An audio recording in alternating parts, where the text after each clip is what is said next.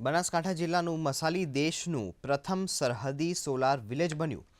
ગામના કુલ 119 ઘર પર સોલાર રૂફટોપ લગાવવામાં આવ્યા છે. રેવન્યુ વિભાગ, યુજીવીસીએલ બેંક અને સોલાર કંપનીના સહયોગથી 1,16,00,000નો સંપૂર્ણ પ્રોજેક્ટ સ્થાપિત કરવામાં આવ્યો, જેમાં પીએમ સૂર્યઘર યોજના અંતર્ગત 59.81 લાખની સબસિડી મળી. બોર્ડર પ્રોજેક્ટ ડેવલપમેન્ટ પ્રોજેક્ટ અંતર્ગત સરહદી વાવ તાલુકાના 11 અને સુઈગામ તાલુકાના 6 મળીને કુલ 17 ગામોને સંપૂર્ણ સોલાર વિલેજ બનાવવામાં આવશે.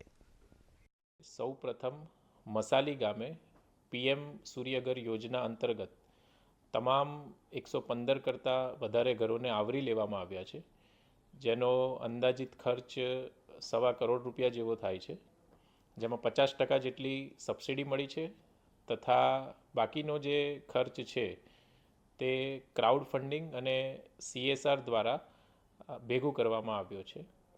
આગામી સમયમાં બોર્ડર પાસેના જે તમામ 17 જેટલા ગામો છે, આ તમામ ગામોને પીએમ સૂર્યઘર યોજના અંતર્ગત આવરી લઈ અને તમામ બોર્ડર પાસેના ગામોમાં પીએમ સૂર્યઘર યોજના અંતર્ગત 100% સમાવેશ કરવા માટેનો ટાર્ગેટ રાખવામાં આવેલો છે.